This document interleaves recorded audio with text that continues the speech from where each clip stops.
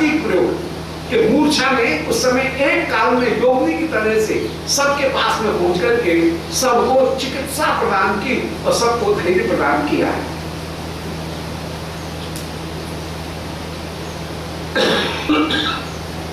उस समय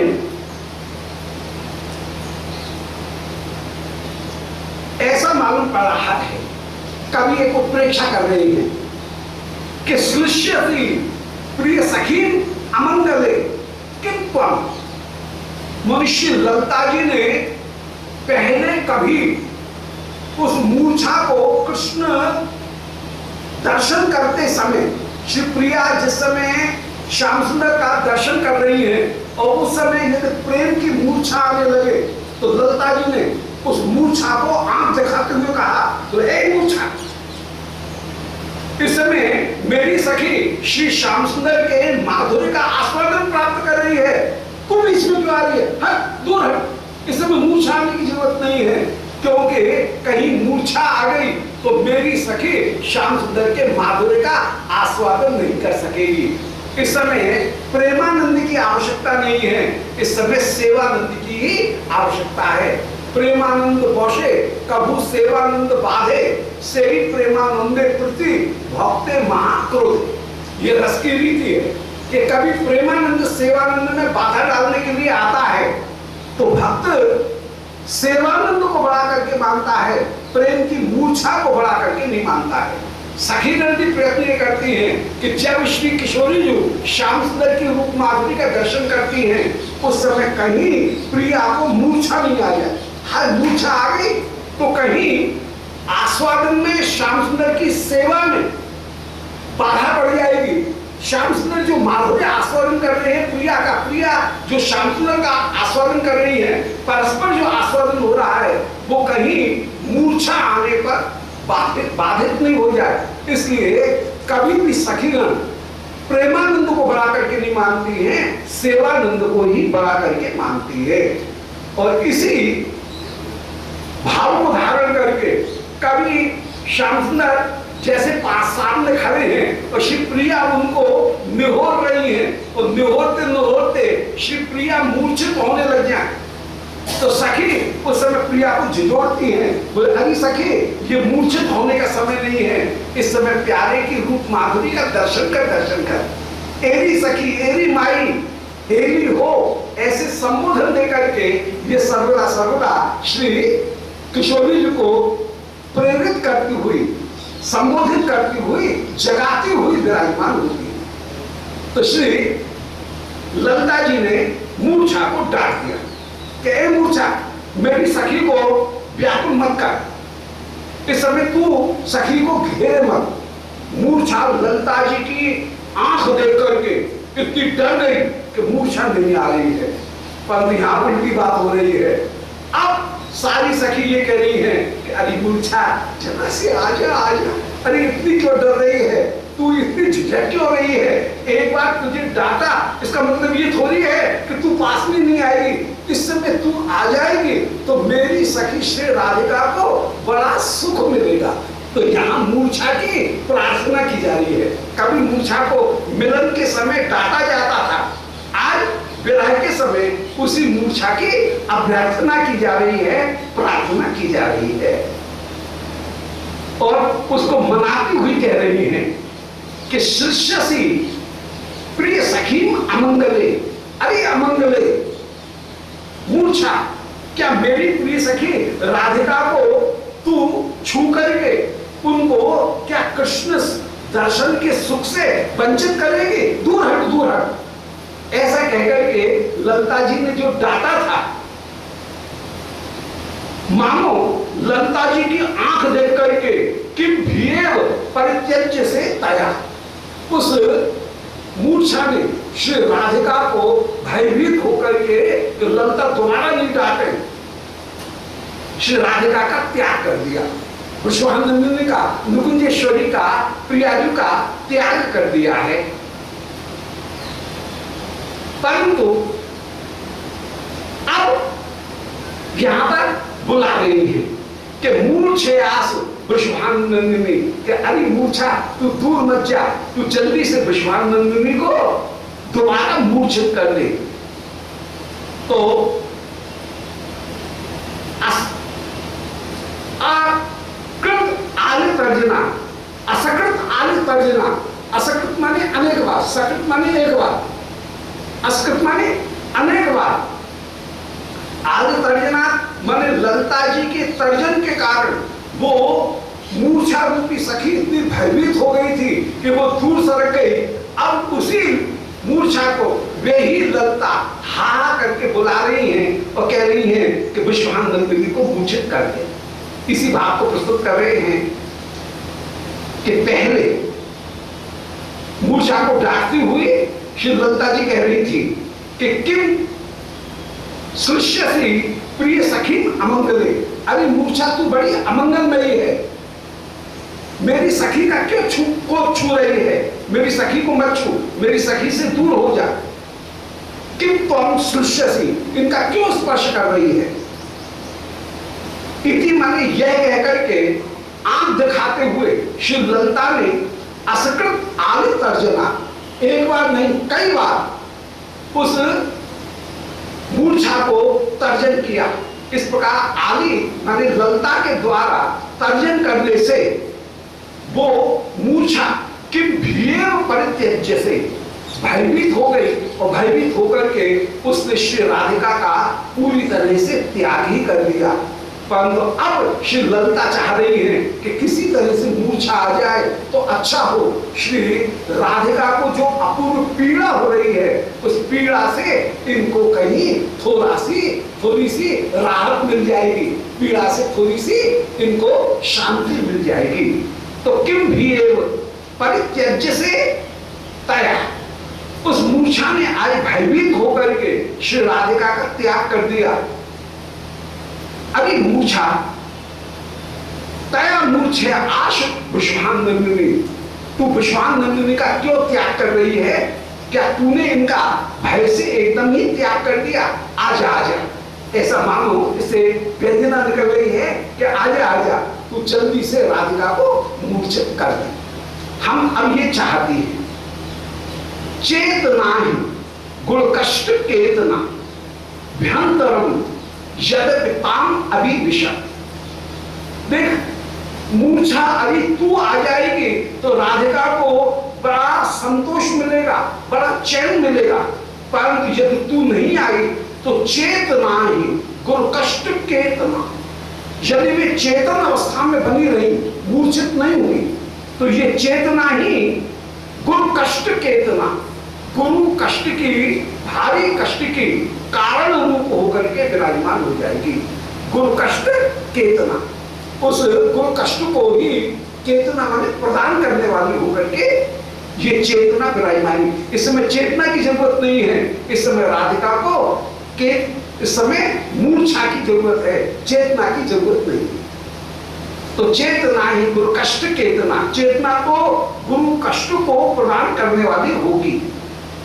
अनुप्रास की कैसी सुंदर छटा, चेतना केतना, वर्ण सामने अनुप्रास उसकी अपूर्व छटा प्रकट हो रही है। तो चेतना ही गुरु कष्ट केतना, श्री राधिका को जो चेतना है वो कष्ट को ही प्रदान करने वाली होगी।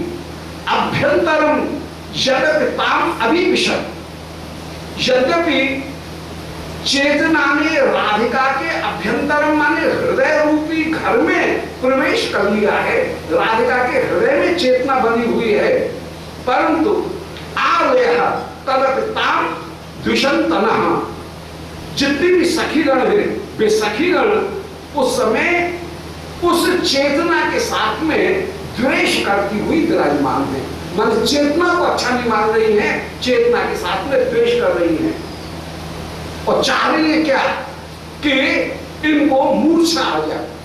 हाय हाय, मूर्छा को चाहना कौन चाहेगा, पर यहाँ पर कह रहे हैं कि रस की रीति ऐसी है कि प्रेम वस्तुवत कई निरुच्यता, जो प्रेम वस्तु है, प्रेम रूपी जो पदार्थ है, बस माने बताओ कई निरुच्यता, उसकी गति का कौन वर्णन कर सकता है। ये प्रेम की गति ही अद्भुत कि कभी आदर प्रसन्न आनंद प्रदान करने वाला होता है, कभी आदर दुख देने वाला हो जाए और निरादर आनंद देने वाला हो जाए। ये रस की रीति है। मानवी जिस समय कठिन वचन कहती है, निरादर करती है, उस समय श्याम सुंदर को संतोष हो, और मानवी यदि आदर करे तो श्याम सुंदर को उल्टी पीड़ा हो कि हाय जरूर बहुत भीतरी मान है, इसीलिए मुझे इतना आदर प्रदान कर रही है। कभी आज्ञा का पालन करना ये सुख देने वाला होता है, कभी आज्ञा का पालन न करना यह और भी ज्यादा सुख देने वाला होता है। तो दोनों वस्तुएं एक साथ विराजमान। कभी आज्ञा का पालन न करना ये दुखदायी होता है, कभी आज्ञा का पालन न करना ये परम सुखदायी होता है। ये रस की रीति अद्भुत होकर के विराजमान है। तो प्रेम वस्तुवत कई निरुच्यताम, प्रेम रूपी जो वस्तु है, बताओ कई निरुच्यताम, उसका वर्णन और कौन कर सकता है? क्योंकि चेतना ही गुरु कष्ट को चेतना, जो चेतना है वह तो गुरु कष्ट को प्रदान करने वाली होकर के विराजमान। इसलिए इस समय चेतनता की आवश्यकता नहीं है, राधिका को मूर्छा की आवश्यकता है। यद्यपि वो चेतना अभ्यंतरम यद्यपि ताम अभिविशत, श्री राधिका के हृदय में प्रवेश की हुई है, परंतु वो चेतना उसको ये हृदय से भी निकाल देना चाहती है। सिद्धांत में क्या दिखला रही है कि ऊपर से विरह है, परंतु भीतर से श्री राधिका को श्याम सुंदर के माधुर्य का आस्वादन प्राप्त है। विरह के स्वरूप का निरूपण करते हुए श्री चैतन्य चरितामृत में श्रीमद् महाप्रभु कह रहे हैं कि विरह का स्वरूप बड़ा अद्भुत होकर के विराजमान। यह तप्ते क्षुरस चर्वण विषामृत एकत्र मिलन होकर के ये विरह विराजमान। जैसे विष और अमृत दोनों एक जगह मिल गया हो, जैसे गर्म ईख के रस का कोई चर्वण कर रहा हो। गर्म ईख के रस का स्वाद वो अलग ही है। चाय कॉफी गर्म हो तो उसकी अलग स्वाद है, और यदि ठंडी हो जाए तो किस काम की? एक और जीभ भी जले और दूसरी ओर उसकी गर्मी का कोई अलग स्वाद भी विराजमान है। तो इसी तरह से विरह ऊपर से तो जलाने वाला, पर भीतर से परम सुख देने वाला होकर के ही विराजमान होता है। तो विष और अमृत इन दोनों का एकत्र मिलन होकर के विराजमान है। तप्तेक्षुरश्चर्वण, जैसे गर्म ईख के रस को कोई पिए, गर्म चाय गर्म कॉफी, उसका जो स्वाद है वो एक अलग चीज है, और ठंडी हो जाए तो किसी काम की नहीं, उल्टा नुकसान करने वाली हो जाए। ऐसे ही तप्तेक्षुरस चर्वण, ये तप्तेक्षुरस के चर्वण के समान ये विरह है। तो विरह के तत्व को बताओ कौन जान सकता है? ऊपर से विरह दुख रूप, भीतर से परम आनंद देने वाला, संतोष देने वाला होकर के विराजमान। तो प्रिया यद्यप विरह में विराजमान है, परंतु भीतर मिलन की चेतना प्रिया के विराजमान है। तो चेतना यद्यपि गुरु कष्ट चेतना है, गुरु कष्ट की ध्वजा होकर के विराजमान है, भारी कष्ट की, परंतु फिर भी अभ्यंतरम यद्यपि ताम अभिविशत, ये मिलन की जो चेतना है वो राधिका के हृदय के भीतर विराजमान है। और विरह में भी राधिका मिलन के आस्वाद को प्राप्त कर रही है, पर ऊपर के कष्ट को देख करके सखीगण सहन नहीं कर पा रही हैं। और आ गया श्री राधिका की वे सखीगण यद्यपि ताम द्विषन्ति नाम, उस मूर्छा की से द्वेष करने वाली थी, परंतु फिर भी इस समय चेतना से द्वेष कर रही है, अब मूर्छा से द्वेष नहीं करती है। स्वाभाविक रूप में मूर्छा से द्वेष करने वाली थी, परंतु अब वे चेतना से द्वेष करने वाली होकर के विराजमान है। क्योंकि प्रेम वस्तुवत कई निरुच्यता, प्रेम वस्तु ही ऐसी है जिसका कि कोई वर्णन नहीं कर सकता है। बताओ प्रेम रूपी वस्तु का कई निरुच्यता, उसका निर्वचन कौन कर सकेगा? कौन कर सकेगा? ये कहीं अर्थांतर न्यास अलंकार यहां निरूपण किया गया। अर्थांतर न्यास अलंकार वहां होता है जहां पर पहले विशेष का वर्णन करके कहीं सामान्य का वर्णन कर दिया जाए, या पहले सामान्य का वर्णन करके कहीं विशेष का वर्णन किया जाए, वहां पर अर्थान्यास अर्थांतर न्यास होता है। सामान्यम वा विशेषो वा, यदन्यो में समर्थ्यते, सामान्य को विशेष के द्वारा या विशेष को सामान्य के द्वारा जहां समर्थित किया जाए उसका नाम अर्थांतर न्यास है। जैसे कोई ये कहे कि देवदत्त एक मनुष्य था, वह मरा, मायादत्त एक मनुष्य है, वो भी मरा, इसलिए भूमिदत्त यह भी एक मनुष्य है, यह भी मरेगा, तो एक सामान्य। और अंत में कह दिया है मनुष्य मरणशील। तो एक सामान्य घटनाओं का वर्णन, एक विशेष घटनाओं का वर्णन करते हुए जहां पर किसी सामान्य वस्तु का निरूपण कर दिया जाए उसका नाम है अर्थांतर न्यास। इसी प्रकार इसका उल्टा भी हो सकता है। पहले एक वचन कह दिया कि मनुष्य मरणशील है, फिर इसके बाद में कह दिया क्योंकि देवदत्त एक मनुष्य है इसलिए वो मरेगा। तो सामान्य का वर्णन करके विशेष या विशेष का वर्णन करके जहां सामान्य का स्थापन हो उसका नाम अर्थांतर न्यास होगा। तो यहां पर भी एक सामान्य बात कह दी, पहले तो विशेष बात कही कि आहा इन गोपिकाएं ये चेतना को नहीं पसंद कर रही करती है, इस समय मूर्छा को पसंद करती है। बोले ऐसा तो नहीं था, ये पहले चेतना को सर्वदा सर्वदा आनंद देती हुई विराजमान हुई थी, आदर दे रही थी। बोले प्रेम वस्तु ही ऐसी है, उसका वर्णन भी किया जा सकता है कि प्रेम में कब कौन सी वस्तु सत्य होगी, कौन सी वस्तु त्याज्य होगी, यह प्रेम का स्वभाव है। प्रेम के स्वभाव को बताओ कौन निरूपण कर सकता है। तो प्रेम वस्तुवत कई निरूचिता में ऐसे अर्थांतर न्यास अलंकार का यहाँ अर्थ गंभीर द्वारा अर्थांतर न्यास अलंकार का निरूपण करते हुए स्थापन किया जा रहा है। उस समय श्री राधिका की व्याकुल दशा को देख करके ललिता जी एकदम चिंतित हो गई और चिंतित होकर के कोई न कोई उपाय करना चाहिए।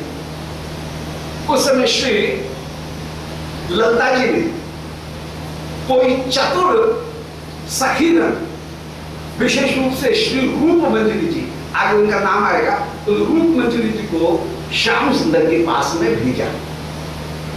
तो प्रेषिता ललितया तदालया पेशना, श्री ललिता ने श्री राधिका की परम चतुर जो सखीगण है उन सखीगणों को पास में बुलाया और उस समय उनको आदेश दिया कि अरे सखी एक काम कर, तू जल्दी से श्याम सुंदर के पास में चली जा और श्याम सुंदर को के पास में जाकर के अपनी सखी श्री राधिका की यहां जो दशा हो रही है उस दशा को श्याम सुंदर को बता दे। ऐसा उपदेश देकर के श्री ललिता जी ने रूप मंजरी जी को उस समय श्याम सुंदर के पास में वन में भेजा। जब रूप मंजरी जाने लगी तो धीरे से बुला करके कहा, बोले सुन सुन, ऐसी तरह से जानना कि कोई तुझे देख न ले, इसलिए जनते आपी अलक्षता, अन्य लोगों के द्वारा अलक्षित होकर के, जनता के द्वारा अलक्षित होकर के तू श्याम सुंदर के पास में जाना। ऐसा कहकर के प्रेषिता ललिताया तदालया, ललिता जी ने श्री राधिका की सखी गणों को, विशेष रूप से श्री रूप मंजरी जी को उस समय श्री कृष्ण के पास में भेजा। कहां भेजा? बोल भूभृत अंतिकम उपेत्य। श्री रूप मंजरी भूभृत माने श्री गोवर्धन, उस गोवर्धन के पास में आई। पृथ्वी को जो धारण करे, भूधर भूभृत एक ही अर्थ है, ये पर्वत के सब पर्यायवाची शब्द हैं। तो भूत माने श्री गोवर्धन के पास में उस समय उपेत्यो श्री रूप मंजरी पधारी और वहां ढूंढ रही है श्याम सुंदर कहां है। इतने में ही श्री रूप मंजरी जी को श्याम सुंदर की वनमाला की सुगंध आती हुई दिखी और उस सुगंध ने श्री रूप मंजरी जी के पास में दौड़ते करते हुए श्याम सुंदर इस यहां पर विराजमान है, इस कदम वृक्ष के नीचे श्याम सुंदर आप विराजमान हैं, विश्राम कर रहे हैं, उनको एकांत में श्याम सुंदर विराजमान है। उनकी कदम, उनकी जो माला है, उस माला ने श्री रूप मंजरी जी को श्याम सुंदर का पता बता दिया। तो सौरभम भेजो उन्नत मुदो वनस्रजा। उस समय श्री कृष्ण की जो वनस्रजा, वनमाला, उसके सौरभ ने उन्नत मुदो भेजो, अपूर्व आनंद श्री ललिता को, श्री रूप मंजरी जी को प्रदान किया। श्री रूप मंजरी जी श्याम सुंदर की माला को पहचान करके, माला की सुगंध को पहचान करके ठीक उनके पास में बिना इधर उधर भटके हुए जल्दी से पहुंच गए। सब यहाँ पर सेवा प्रवीण है, कोई भी वस्तु जड़ नहीं है, सब चेतन है लीला की। और आज जो श्याम सुंदर की माला की गंध है वो भी चेतन होकर के सखी की सहायता करने के लिए तुरंत उपस्थित हो गई। छोटी सखी जैसे बड़ी सखी की सहायता करती है, ऐसे ही वनस्रजा सौरभम, वनमाला की जो सौगंध है उसने अनुवृत होकर के सेवा करने के लिए प्रस्तुत होकर के मुदो भेजो, अपूर्व आनंद, उस आनंद को प्रदान किया। और श्री रूप मंजरी ने श्याम सुंदर यहाँ है उनकी माला को, की गंध को श्री रूप मंजरी जी पहचान करके श्याम सुंदर के ठीक पास पहुंच गई हैं।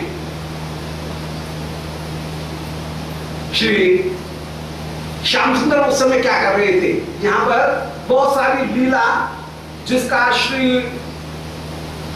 गोविंद लीलामृत में कविराज गोस्वामी ने बड़े विस्तार के साथ में वर्णन किया, उनको केवल संक्षेप में, उस ग्रंथ बहुत बढ़ जाएगा, इसलिए उस लीलाओं का बहुत विस्तार में न करके संक्षेप में सूत्र देते हुए यहाँ निरूपण कर रहे हैं कि श्री श्याम सुंदर ग्राहक प्रवेश सखी विरुद्ध सा, आपने गैयाओं को जलपान कराया, जलपान करा करके गैयाओं को श्री यमुना जी के किनारे जो सुंदर भूमि उसमें चरने के लिए छोड़ दिया। प्रथम जलपान करा करके गैया यमुना जी के किनारे की घास चल रही है। जब गैयाओं ने घास चल ली, इतने में ही कुछ देर के बाद में सूर्य जब ऊपर आ गया, तब गैयाओं को निश्छाय प्रदेश में कहीं ले जाना है, जहां पर छाया नहीं हो, छाया हो ऐसे प्रदेश में ले जाना है। इधर धूप पड़ गई, इसलिए गैयाओं को हाँकते हुए आप गोवर्धन की छाया जहां पड़ रही है उस स्थान पर तो गैयाओं को छोड़ दें और आप गैयाओं को अब चढ़ने के लिए मुक्त करके के आनंद से चलो।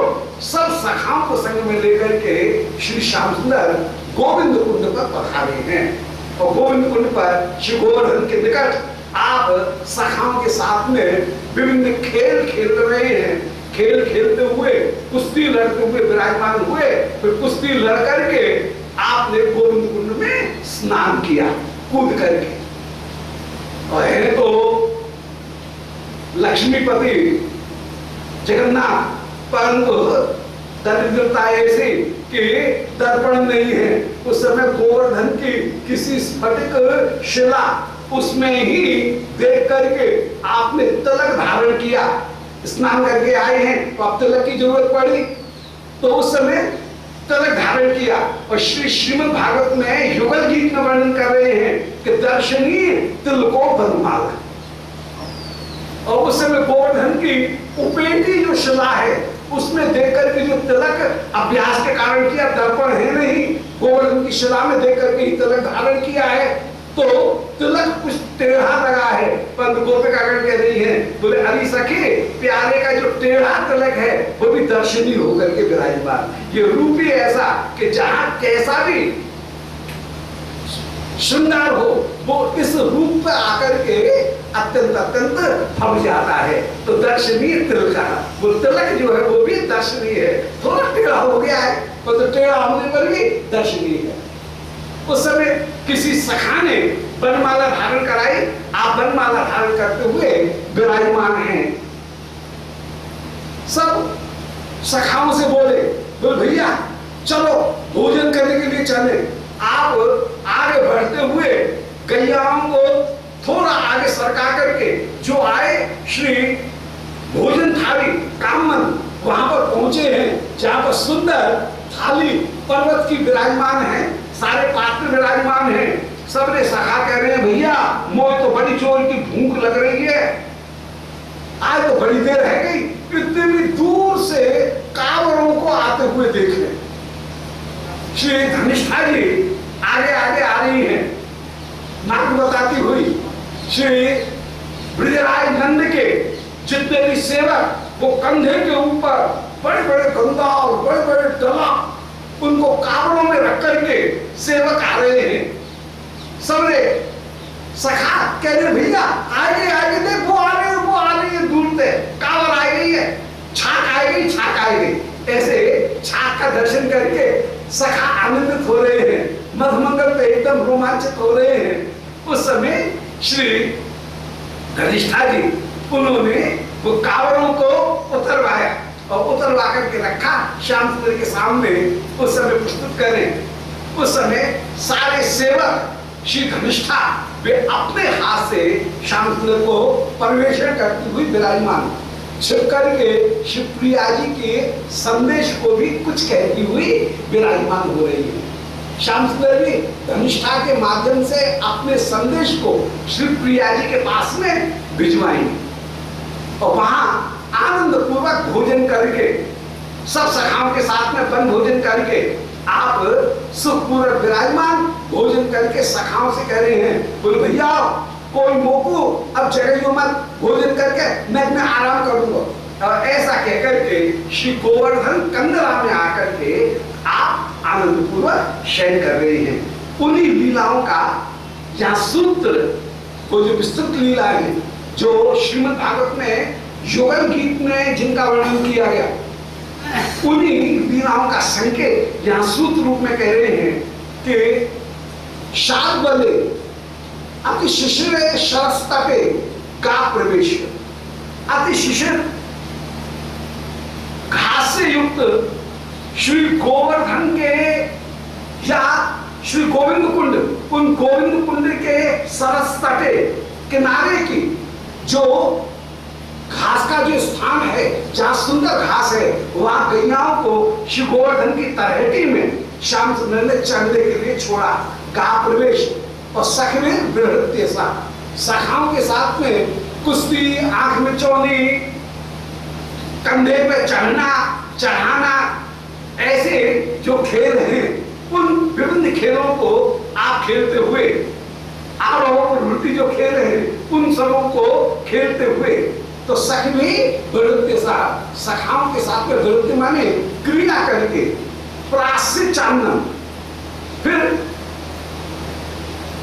क्रीड़ा करने के बाद में श्री गोविंद कुंड में स्नान करके श्रृंगार तिलक इत्यादि धारण करके फिर सब सखा कर भूख लगी तो आप श्री भोजन थाली पर कामन में पधारे, वहां भोजन थाली पे आनंद पूर्वक प्राश्य चांदन श्री धनिष्ठा जी जो अन्न ले आई हैं उन अन्न को आनंद पूर्वक छाक को आपने अरोगा और तई धनिष्ठाया मीतम, जो छाक धनिष्ठा जी लेकर के आई थी और जिसमें श्री पुष्पान नंदिनी ने जो विशेष कोई लड्डू उनका डब्बा भी भेजा है, उसको विशेष रूप से श्री श्याम सुंदर उनने उस समय धनिष्ठा जी ने बताया कि ये विशेष रूप से श्री पुष्पान नंदिनी ने अपने हाथ से ये सिद्ध करके ये लड्डू भेजे हैं।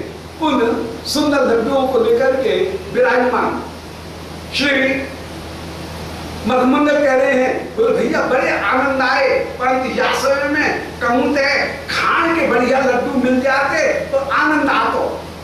इतने में ही पौर्णमासी जी श्याम सुंदर कहे बोले भैया खान के लड्डू की तो जरूरत है, एक काम कर, यदि तो चूरमा के लड्डुआ की जरूरत है तो एक काम कर, वृंदावन की ये लताएं सबरी कल्प लताएं कल्प वृक्ष इन तक प्रार्थना कर। मधुमंगल किसी लता के सामने खड़े होकर के हाथ जोड़ करके प्रार्थना कर रहे हैं, बोले हे वृंदावन की लता मैं आपको प्रणाम कर रहा हूँ, ये ब्राह्मण बड़ा भूखा है, यदि आप कृपा करो और मेरे को श्रवण कर रही हो तो हे लता देवी, आप मुझे सुंदर चूरमा के लड़ुआ को प्रस्तुत करें। और इतने में ही लतास के बीच में से शिव पौर्णमासी जी प्रकट हो जाए और मधुमंगल कहे, बोले देख भैया ये वृंदावन की यक्षिणी सामने आ गई। और उस समय आनंद पूर्वक मधुमंगल ये लड़ुआ खाते हुए विराजमान हो। जो मदन मोदक विशेष रूप से बना करके श्री पौर्णमासी जी लाई हैं, तो मदन मोदकों को कृपा करके श्री श्याम सुंदर को पौर्णमासी जी अर्पित करती हुई विराजमान। और ऐसे आप अन्न भोजन करते हुए भोजन कर रहे हैं, वही केवल उसी का सूत्र